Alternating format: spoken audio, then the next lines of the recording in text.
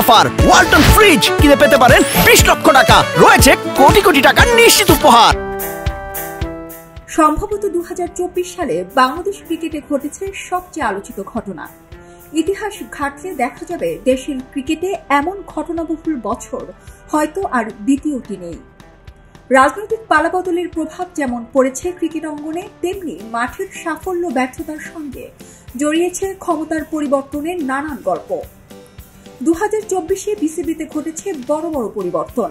দীর্ঘদিন ধরে চলা নাজমুল হাসান পাপন যুগের সমাপ্তি, পাকিস্তানের মাটিতে ঐতিহাসিক টেস্ট সিরিজ জয়, হাতুড়ি সিংয়ের বিতর্কিত বিদায়, অনূর্ধ্ব-19 দলের টানা দ্বিতীয় এশিয়া কাপ জয় এবং সাকিব আল হাসান ও মাশরাফিকে নিয়ে বিতর্ক, বিদায়ী টেস্ট, সব মিলিয়ে বছরের প্রতিটি অধ্যায় ছিল তুমুল আলোচনায়।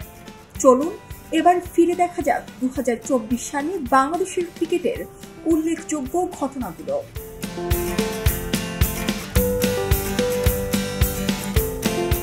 3 সংস্করণের মধ্যে ওয়ানডেতে শক্তিশালী ধরা হয় বাংলাদেশকে।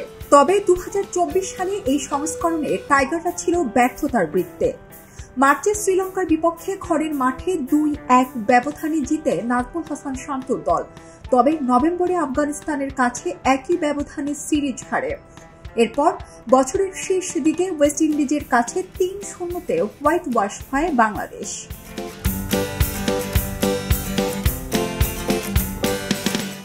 2024-এ ঐতিহাসিক টেস্ট সিরিজ জয় বাংলাদেশের জন্য অন্যতম অর্জন। 2022 সালের পর এবছরও 10টি টেস্ট খেলার রেকর্ড স্পর্শ করে বাংলাদেশ। 2022 সালে মাত্র 1 জয় পেলেও এবার 3টি জয়ের দেখা পেয়েছে টাইগাররা। আগস্ট সেপ্টেম্বরে পাকিস্তানকে তাদের মাটিতে 2-0-তে হোয়াইট ওয়াশ করে বাংলাদেশ। দুটি ম্যাচেই অসাধারণ জয়। তবে টি-20তে শুরুটা ভালো হলেও শেষটা ছিল হতাশায় মোড়া। টি-20তে 24 ম্যাচে 12টি জয় পায় টাইগাররা। মার্চে শ্রীলঙ্কার কাছে 2-1 সিরিজ হারে বাংলাদেশ। এরপর টি-20 বিশ্বকাপের ঠিক আগে যুক্তরাষ্ট্রের কাছে সিরিজ হেরে বেশ বিব্রতকর পরিস্থিতিতে পড়ে টাইগাররা। বিশ্বকাপে গ্রুপ পর্বে দক্ষিণ আফ্রিকার কাছে হারলেও শ্রীলঙ্কা, নেদারল্যান্ডস ও নেপালকে হারিয়ে সুপার 8-এর টিকিট কাটে লাল সবুজের প্রতিনিধিরা। তবে সুপার 8-এ শতভাগ হার নিয়ে বিশ্বকাপ থেকে হতাশাজনক বিদায় নেয় বাংলাদেশ, যা 2024 সালের উল্লেখযোগ্য একটি পরাজয় ছিল বাংলাদেশের জন্য।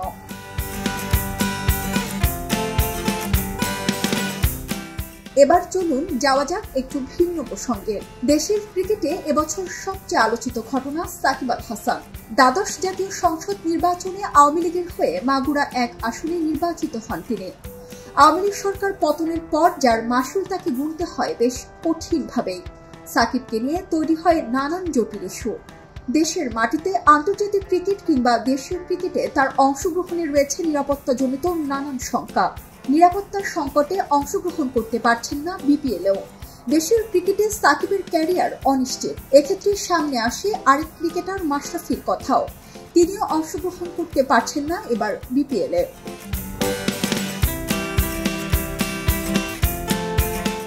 বিসিবির ক্ষমতা বদল ছিল 2024-এর সবচেয়ে আলোচিত বিষয়।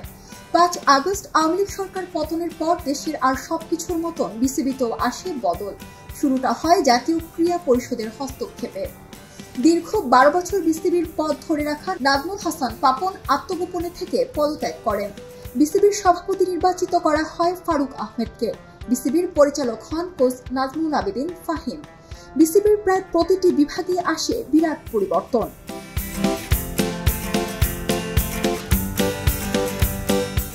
2024-এর শেষের দিকে কোচ হাতুড়ি সিংহের বিদায় ছিল বেশ বিতর্কিত। ফারুক আহমেদ সভাপতি হওয়ার পরই আজ করা যাচ্ছিল চন্ডিকা হাতুড়ি সিংহকে তিনি কোচ রাখবেন না। দায়িত্ব নেয়ার পরও জানান তার একই চিন্তা। পরে 2023 ওয়ানডে বিশ্বকাপে একজন খেলোয়াড়কে হেনস্থার অভিযোগে হাতুড়ি সিংহকে বরখাস্ত করেন তিনি। এ অভিযোগ অস্বীকার করেন হাতুড়ি সিংহ।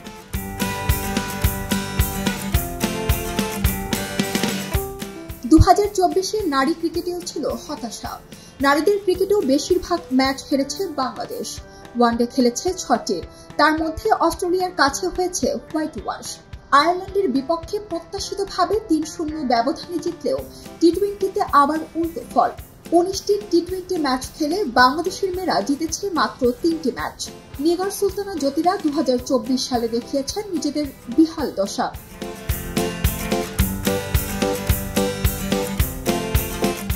তবে যুব এশিয়া কাপ ধরে রাখার সাফল্য ছিল দেশের ক্রিকেটের জন্য অন্যতম সফলতা। 2023 সালে প্রথমবার যুব এশিয়া কাপ চ্যাম্পিয়ন হয় বাংলাদেশ। 2024 সালেও একই আসরে শিরোপা ধরে রাখেন যুব টাইগাররা।